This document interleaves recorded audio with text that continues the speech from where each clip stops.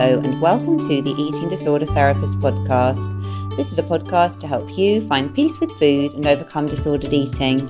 And I'm Harriet Frew, aka the Eating Disorder Therapist. And I'm so excited to share with you all kinds of stories, tips, information and guest interviews to help you on your journey in finding peace with food. So thank you so much for listening today. Now today it's me and I'm going to be talking about 5 ways in which I stay sane and protect my mental health and remain in a fully recovered eating disorder status. Okay, so I'm going to be sharing my tips with you. Just want to say that, of course, everyone's journey is individual. I'm sharing some things that work for me, but your journey is your journey. So obviously take what is helpful, what is not helpful, reject, follow your inner wisdom and your own path. Let's get to it. So I'm going to talk today about 5 ways that I stay sane and protect my mental health and remain in a recovered eating disorder place.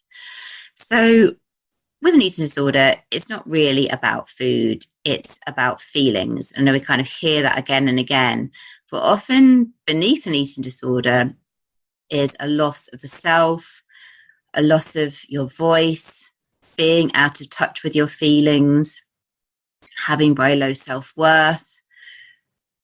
All of these things are kind of going on, although you may be completely unaware that that's what's kind of going on beneath the surface. So much of my recovery from an eating disorder has been about coming back into alignment with myself, protecting my energy, listening to my feelings, trusting my inner voice, coming back, I guess, to who I am as a person. And I'm a sensitive person. I absorb energy from my environment like a sponge, whether that be like uplifting, life enhancing, loving and energetic vibes. I'm thinking of some of my lovely friends in my life here, or being somewhere beautiful in nature, or listening to my favorite music. I know for me, my mood can be transformed pretty quickly by what I'm exposed to, positive or negative. And of course, this is wonderful if you're in the right environment where you're getting support and love and encouragement, inspiration. But the downside is that my energy can be knocked off balance pretty quickly with draining or negative energy. So if I'm around someone, and this is particularly more in the past, because I think I've become so much better at having good boundaries, protecting myself, etc. But particularly in the past, if I was around someone who was angry or critical, I'd be really affected by that. I would really absorb all that energy and it would make me feel quite fearful. Or if I'm just thinking recently with the pandemic and having to sit through sometimes like very onerous Zoom work meetings. I'm not talking about client calls here. I'm talking about those kind of meetings that you have to do sometimes as part of life where you're learning about a new IT system or something that I find not very stimulating. I find that can be incredibly draining on my energy. Or perhaps working in a really cluttered, overwhelming environment, which feels chaotic and stifling. So my energy tank as well, although it can be really refilled with lots of sort of positivity if I'm around inspiring, uplifting, loving people. Also in other situations, my tank can be drained really, really quickly. And I can be left feeling exhausted and needing time away to recoup. So I have learned with time and experience to fiercely protect my energy as precious gold dust almost. Because without doing this, I feel exhausted, overwhelmed and anxious. And particularly in the past, I would have really used food as a way of trying to cope with that out of controlness as the one thing that I could control in everything that was going on. But obviously that's not a very healthy coping strategy. It's much more effective to like fiercely protect my own energy and to have helpful strategies in place. But, it's not always that easy, is it? And I know for myself in my childhood, although there were wonderful parts which allowed me to flourish and embrace parts of who I was, and I'm really very grateful for these, but there were also times where there was a lot of overbearing and controlling aspects that really did impact my worth and also impacted my sort of ability to tap into my own inner voice. And I absorbed a lot of that negativity, as we do as children, unconsciously and consistently. And I came to the conclusion that I was wrong I tried to twist myself to please and gain the approval and acceptance of those around me. And of course, that was a great cost to my mental health. So it's taken me several years to stand separately from this and to know what is mine to take on board and what to acknowledge, as well as other people's stuff.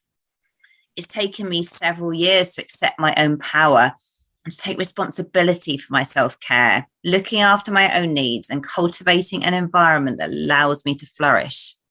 For a long time, I blamed others. I felt stuck and damaged. I felt powerless and anxious, and I couldn't see how to change this. But things have changed, and they can change for you too. Today, I'm pleased to say I live in a very different place. Still having human struggles, because that's part of being alive. However, I now feel much more resilient, emboldened, and sure of how to take care of myself mentally and physically. So, sorry, that was a bit of a long introduction, but I'm now going to get on to some of the things I do practically day by day to maintain my mental health and my eating disorder fully recovered status. Status? Is that the right word? You know what I mean? So, number one is something I've repeated on lots of podcasts before, but I have to say it because it is so fundamentally important. And that is the eating regularly with balancing blood sugar, eating all the food groups, and getting enough rest. So following that kind of pattern every day of making sure that I'm doing those basics, that I'm not missing meals, that I'm not restricting, that I'm keeping my body fueled, it places me in an emotionally robust place to deal with everything else that's going on in life. And I know for myself, if I did go back into restrictive eating, if I started to sort of miss meals, if I started not to take care of myself in that way, I could be vulnerable to a relapse. And I'm saying that as someone who hasn't relapsed into eating disorder behaviors for many, many, many years. But I guess I don't take that for granted. And I know that I could be vulnerable to doing that if I push my body back into that very unself-caring zone.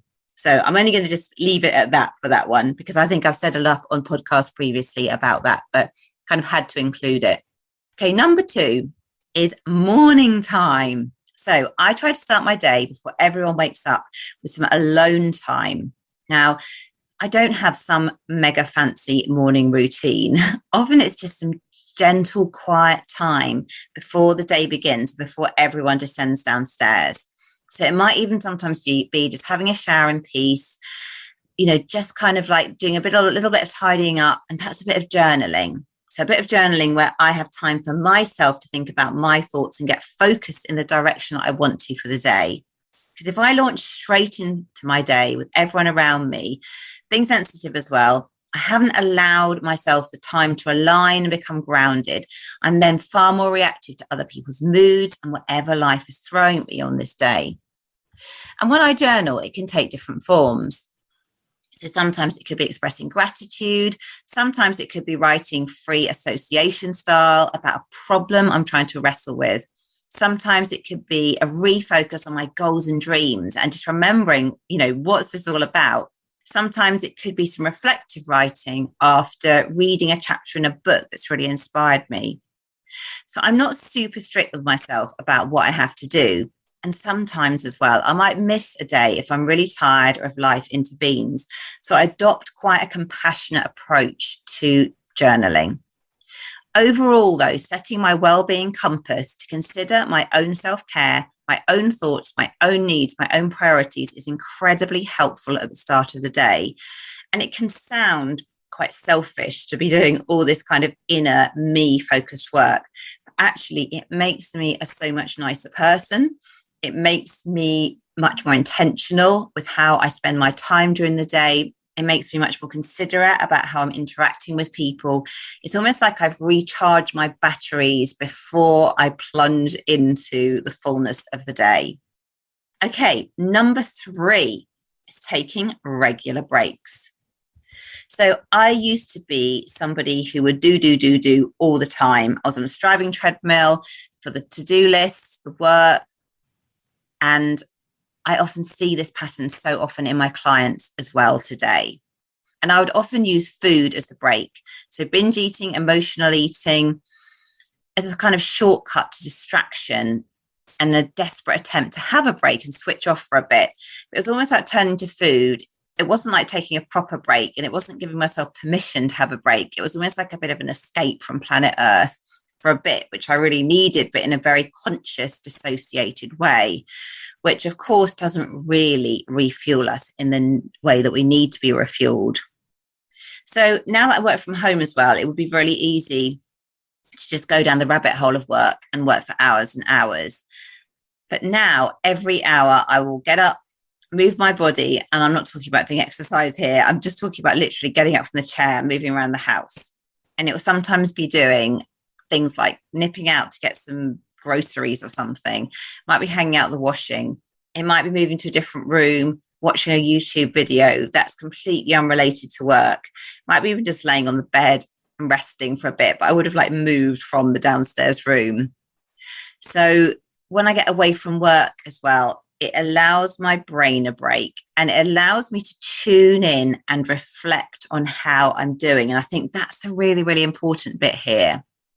So I can allow some reflection time. You know, what's happened in the day so far? I notice, how am I feeling in my body? Am I hungry? Am I thirsty? Do I need to go to the loo? Am I stiff at all? How am I doing?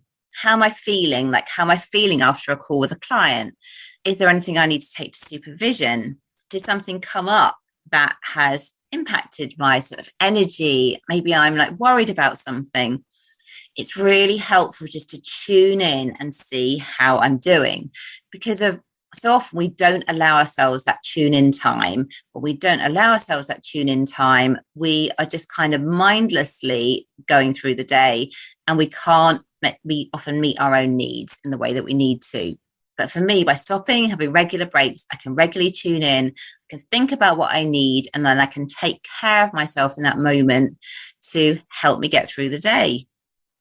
So by taking these regular breaks, I can attend to my needs and look after myself in the same way that you would keep your beloved pet or young child or best friend nurtured and cared for.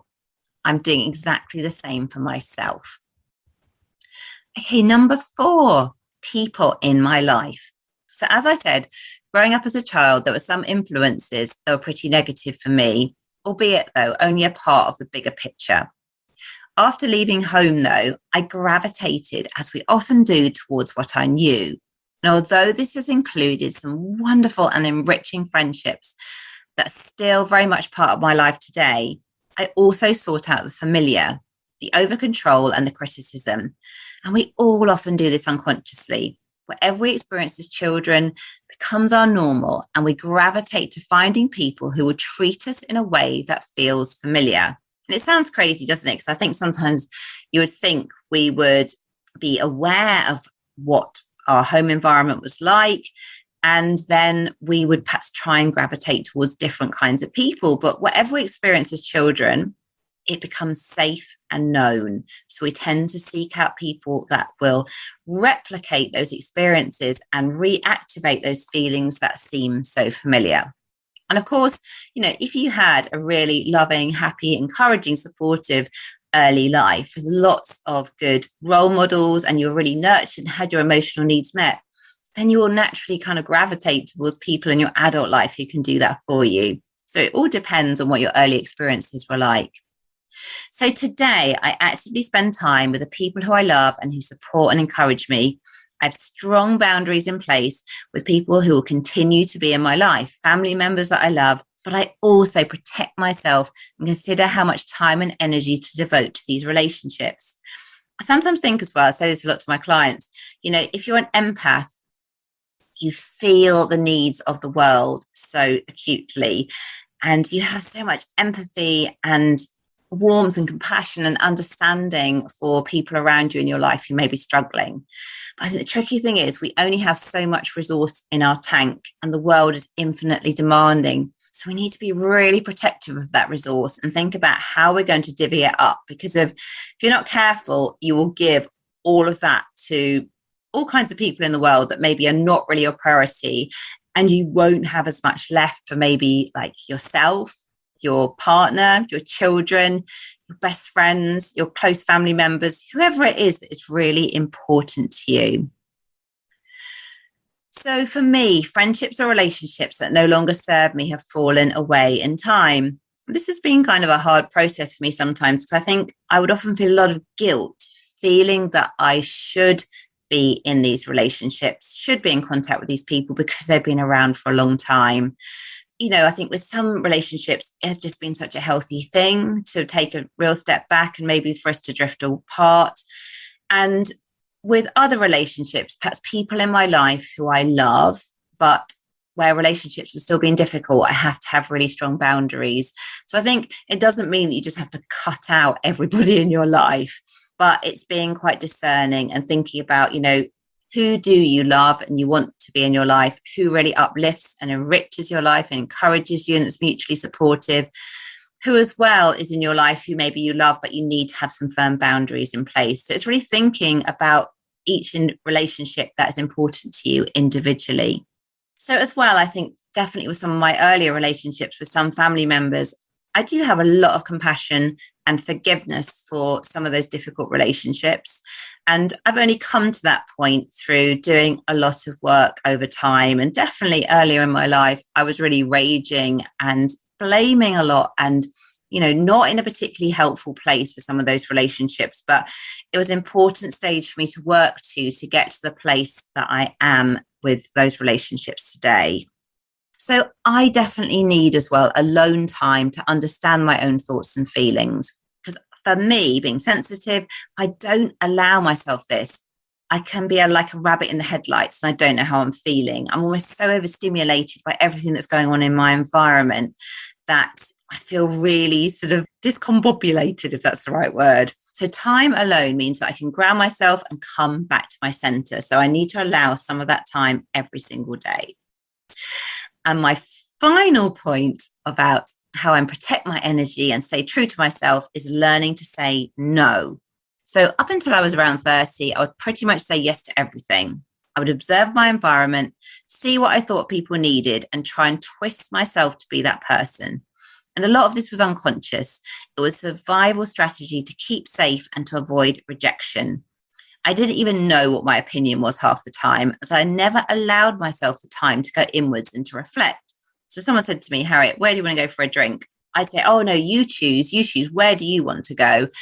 And I would have no idea really where I wanted to go. If someone asked me that, I had never given myself the time of day to really think about what were my personal preferences. I had no sense of identity, and I was so defined by people around me.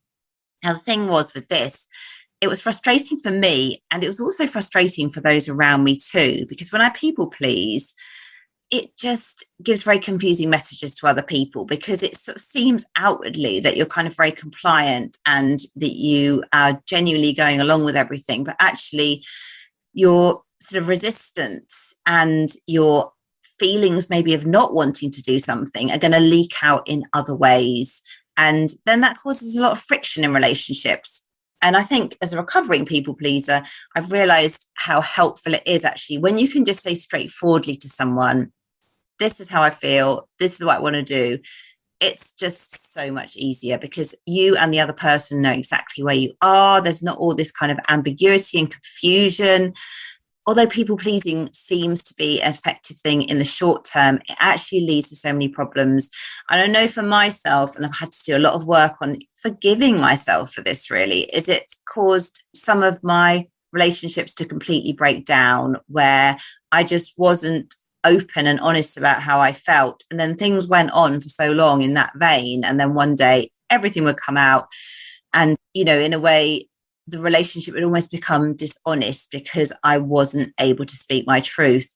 I say that as well, like I wasn't doing that in a way to be manipulative or lying. I was doing it as a survival strategy because I was so terrified of rejection and it's being on the other end of kind of, not making someone else happy. But of course, that's not a helpful way to live. And one thing I've had to really learn in overcoming all of this is to recognize that when feelings of guilt arise, when I'm not people pleasing, is to almost recognize actually that's sort of trauma guilt from childhood. And actually it's not a helpful feeling in that situation. And I don't need to just go with that guilt. Because, of course, guilt is a valid emotion. It stops us probably murdering people when they annoy us, things like that. But actually, if we're feeling guilty every time we're not pleasing someone else, that is not healthy.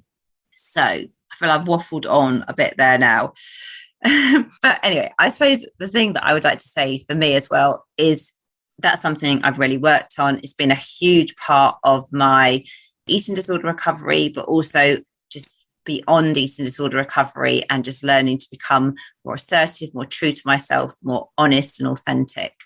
And it's taken me time to change. And I've almost had to rediscover who I was, to relearn my personal tastes and preferences. I've had to experiment to find out what I like or don't like.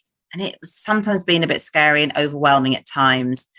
And it's a journey that I'm still on and tweaking and nudging in the right direction every day. So today, I know that I love velvet and leopard print and rich colours. I know that I love people with ideas and dreams and who have a passion for personal development. I know that I need lots of time alone to restore and recoup my energy. I know that I love creating and sharing my experiences with others, whether that be through video making or podcast or writing. And I know that I don't like having too many social things going on, although I love one-to-one meetups with close friends, an occasional disco night or long walks in nature and just chatting and putting the world to rights. But again, can't do all of that too much because otherwise my energy tank is just drained. So you'll notice that in this episode, I haven't really talked about food that much because really, as I'm always saying, it's not about food, but about feelings.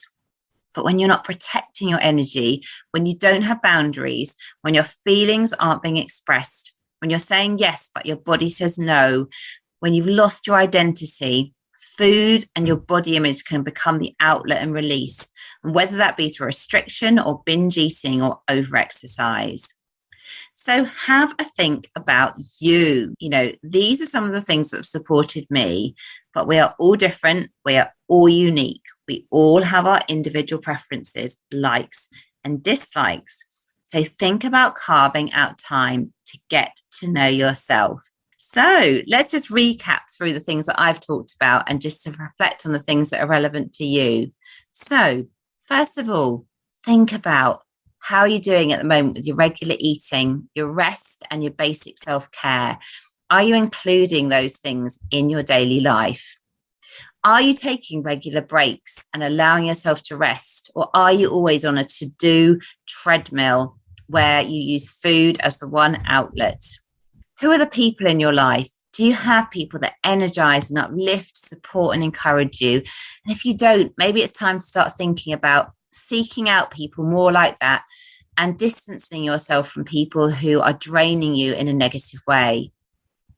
What about learning to say no? Do you know what you like? Can you say yes when you want to, and that to be a wholehearted yes?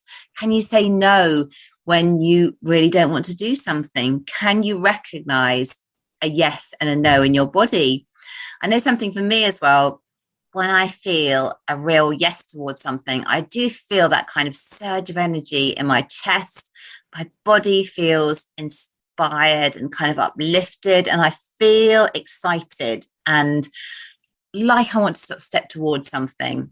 When I have a no in my body, I feel a more sort of sinking feeling. I feel a feeling of dread. I feel a sense of sort of obligation and heaviness. So that's something to reflect on. How do you feel your yes and your no in your body? Do you have like a morning routine, even if it's only like a little short one? It doesn't have to be something that feels like a great big should. It's really overwhelming and difficult. But actually, if you can just set your compass for the day in an intentional way to focus you in line with your values, it can be so, so valuable. So I hope you enjoyed this episode, and I will see you next time, probably with another guest, but I will let you know about that. So I hope this episode has given you some information to reflect on and think about your own recovery journey and maybe what you can take from it, what you can reject, but what you can use to help move you along the road towards healing. If you're not following me already, do seek me out on Instagram at The Eating Disorder Therapist. And for further support with your relationship with food, do go to theeatingdisordertherapist.co.uk. I'd be so grateful if you enjoyed this episode, if you'd follow, rate and review, as it helps this podcast reach so many more listeners. Thank you so much for listening today, and I look forward to sharing another podcast episode with you very soon.